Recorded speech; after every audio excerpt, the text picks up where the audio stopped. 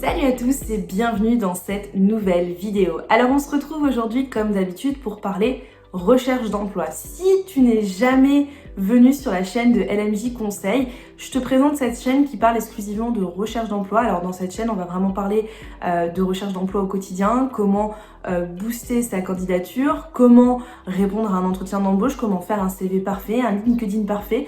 Le but étant de te donner un maximum de conseils et d'astuces pour pouvoir booster ta recherche d'emploi au quotidien et pouvoir du coup décrocher le job de tes rêves. Donc si tu n'es pas encore abonné à la chaîne, n'hésite pas à t'abonner à la chaîne en cliquant sur s'abonner et en cliquant sur la cloche juste à côté qui du coup te permettra d'être informé dès que je sors une nouvelle vidéo.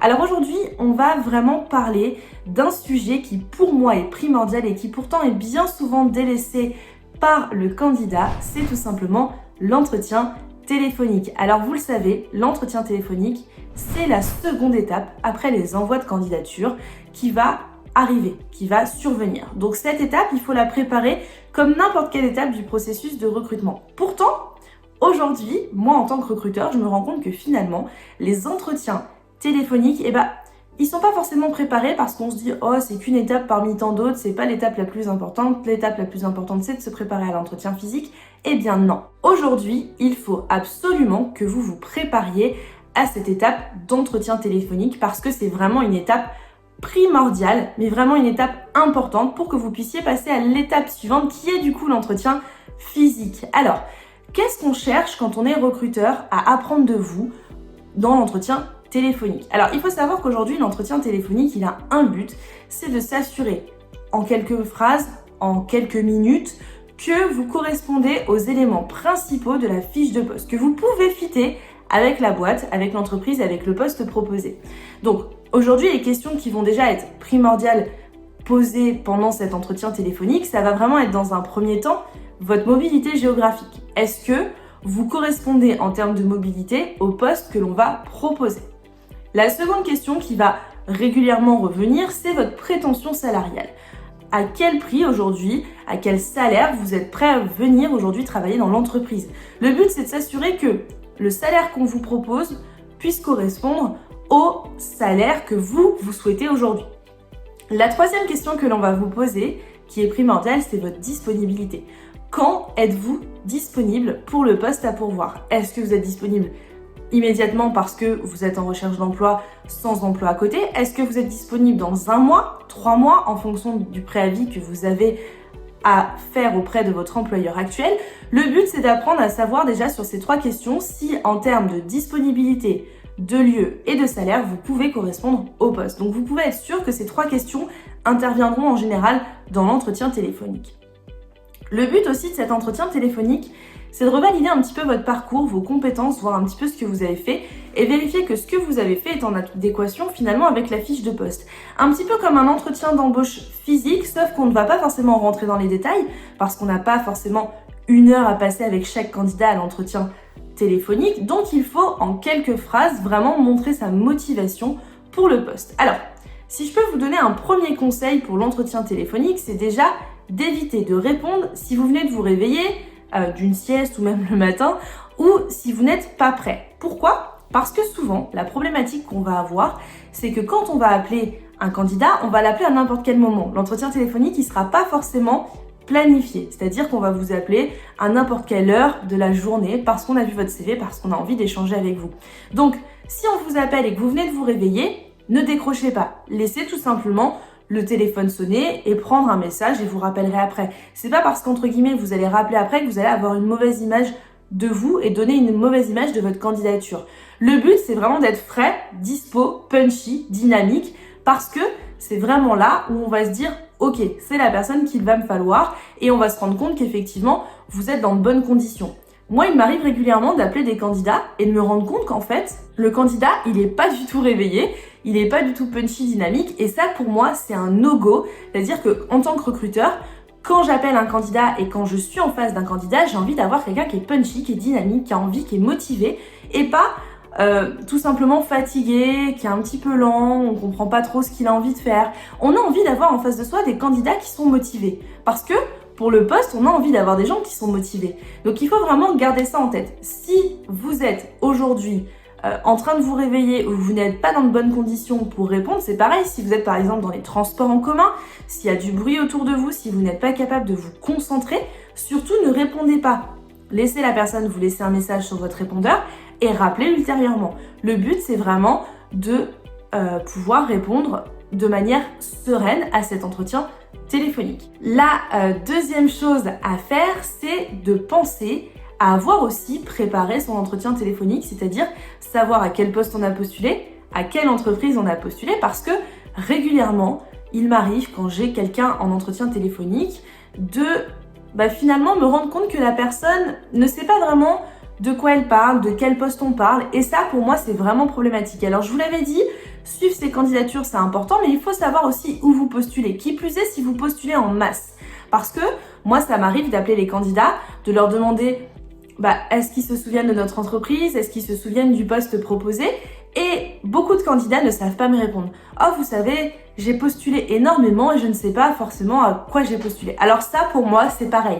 C'est un no-go. Je veux un candidat en face de moi quand je suis recruteur qui est motivé et qui a envie de venir travailler pour mon entreprise et pour le poste que j'ai à pourvoir. Alors après, on peut comprendre qu'effectivement, vous postulez énormément, mais la problématique, c'est qu'on va se dire « Ah bah oui, finalement, il a postulé, mais il sait pas vraiment ce qu'il a envie de faire. » Alors si par contre, à côté de ça, on a un candidat qui est hyper motivé et qui finalement, lui, s'est renseigné auprès de notre entreprise, on va se dire « Ok, il s'est renseigné, voilà, il a pris le temps, il est intéressé par le poste, il est intéressé par l'entreprise et forcément, il aura beaucoup plus de chances que vous d'être pris à ce poste. » Donc, il faut vraiment penser au global. Alors, je vous l'avais dit, suivre ces candidatures, c'est important. Faites un tableau Excel, utilisez des sites comme Box My Job qui vous permet vraiment de garder en mémoire toutes les candidatures que vous avez faites et de savoir du coup à quelle entreprise vous avez postulé et à quel poste vous avez postulé.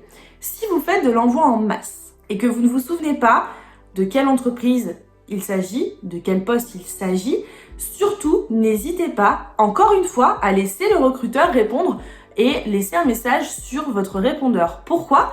Parce que ça vous permettra entre-temps d'avoir le nom de l'entreprise, le nom de la personne et du coup d'aller vous renseigner entre-temps, c'est-à-dire vous renseigner avant de faire l'entretien téléphonique. Ça, c'est vraiment important. Donc, si vous ne savez pas à quel poste vous avez postulé, à quelle entreprise vous avez postulé, prenez le temps de laisser le recruteur mettre un message sur votre répondeur et prenez le temps du coup de regarder avant de le rappeler. C'est vraiment important. Aujourd'hui, il faut que vous compreniez que l'entretien téléphonique, c'est vraiment une étape à part entière du processus de recrutement. C'est dans cette étape qu'on va vérifier que le candidat puisse correspondre vraiment au poste que l'on a à pourvoir. Alors c'est pareil, j'ai énormément de candidats, on parlait tout à l'heure de la motivation, du dynamisme, etc., qui me répondent en entretien comme si finalement ils n'étaient pas vraiment intéressés, qu'ils n'étaient pas motivés. J'ai des fois des personnes qui sont vraiment très peu dynamiques, très peu motivantes, qui n'ont pas forcément d'entrain et c'est pas forcément vers ces candidats qu'on va aller. Alors, on peut être timide, on peut être effectivement un peu moins motivé, un peu moins dynamique que certains, mais ça se travaille. Ça se travaille parce que c'est l'image que vous allez donner. C'est-à-dire que si en face de soi, on a quelqu'un qui est très mou, qui ne répond pas forcément du tac au tac aux questions, parce que ça arrive beaucoup. Moi, j'ai beaucoup de candidats qui mettent du temps à répondre à mes questions.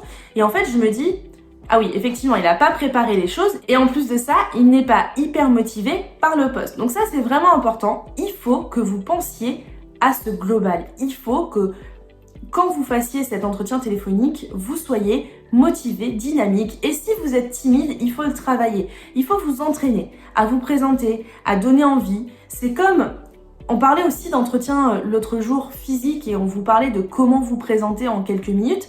C'est pareil, l'entretien téléphonique, on a très peu de temps, ça doit être concis. On peut pas passer 5 minutes à parler de son parcours. Moi, j'ai parfois des candidats, j'ai l'impression qu'ils me lisent leur parcours, qu'ils ont une feuille en face d'eux et qu'ils lisent. Et ça, c'est pas possible. On a envie d'avoir un échange qui est dynamique, qui est vivant. Et ça, c'est vraiment important aujourd'hui dans le monde du recrutement. Alors, si je pouvais vous récapituler un petit peu cet entretien téléphonique, ce qu'on veut quand on est aujourd'hui recruteur, c'est déjà de déterminer qu'en termes de mobilité, salaire, disponibilité, vous allez correspondre au poste. Donc ça va être la première chose qu'on va aller vérifier. La seconde chose, c'est de s'assurer que ce que vous avez pu faire, votre parcours est en corrélation en fait avec le poste que l'on a à pourvoir. Mais surtout, cet entretien téléphonique qui permet de vérifier que déjà, ça fit, ça match entre l'entreprise et la personne. Donc ce qu'on recherche, c'est une personnalité. On a envie, en face de soi, d'avoir quelqu'un qui est motivé, qui est dynamique, qui est punchy et surtout qui nous donne envie d'aller vers lui. Donc, si vous êtes candidat, si vous avez en ce moment envoyé énormément de candidatures et que vous savez que vous allez prochainement passer à cet entretien téléphonique qui est un petit peu fatidique, surtout préparez-vous. Si vous n'êtes pas dans de bonnes conditions, laissez le recruteur mettre un message sur votre répondeur. Il vaut mieux ne pas répondre tout de suite que répondre tout de suite et ne pas être dans de bonnes conditions et rater votre entretien. Je vais vous donner un exemple que j'ai eu très récemment d'une candidate qui avait normalement rendez-vous avec moi à une heure fixe. Je l'ai appelée, elle m'a rappelé 5 minutes après et en plus de ça, elle m'a rappelé, elle était endormie. Et je lui ai dit, je pense que je vous réveille. Elle m'a dit, ça s'entend? Je lui ai dit oui, effectivement. Et je préfère carrément vous rappeler que de vous avoir alors que vous êtes endormi et finalement avoir une mauvaise opinion de vous. Et je lui ai fait la réflexion parce qu'aujourd'hui, c'est important, quand on est candidat, de penser à tout. C'est-à-dire qu'aujourd'hui, vous allez jouer sur un entretien téléphonique votre possibilité d'aller plus loin dans le recrutement. Alors c'est vraiment primordial aujourd'hui, si vous êtes candidat, de préparer cet entretien comme un entretien physique, comme n'importe quel entretien. Il faut que vous soyez prêt à n'importe quel test qui peut arriver dans le processus de recrutement. Alors, j'espère que cette vidéo t'aura aidé et vraiment te permettra de comprendre que cette étape est une étape à part entière aujourd'hui dans le processus de recrutement et que tu vas vraiment le préparer. Surtout un max de punch, de dynamisme. Alors pas too much non plus, on n'a pas envie d'avoir un arc-en-ciel en face de soi, c'est un peu une expression que j'aime donner, mais voilà, il faut qu'on ait quelqu'un qui soit en face de nous motivé, dynamique, punchy et qui nous donne envie. En tout cas, j'espère te revoir très bientôt sur la chaîne dans une nouvelle vidéo. Si tu n'es pas encore abonné à la chaîne, n'hésite pas, comme je te l'ai dit au début, à t'abonner et à activer la cloche juste à côté. Et tu peux également télécharger l'e-book Les 21 secrets pour décrocher le job de tes rêves qui est disponible dans le commentaire qui est juste en dessous épinglé à la vidéo, mais aussi dans ma description. Alors c'est un e-book qui est 100% gratuit et qui te permettra entièrement de te préparer à cette recherche d'emploi. Donc vraiment, rédiger un CV, je te donne un max d'outils et de conseils qui sont 100% gratuits. Tu as juste à rentrer ton email et du coup tu recevras directement sur ta boîte mail ce nouvel e-book. En tout cas, je te souhaite une excellente journée et on se retrouve très vite pour une nouvelle vidéo.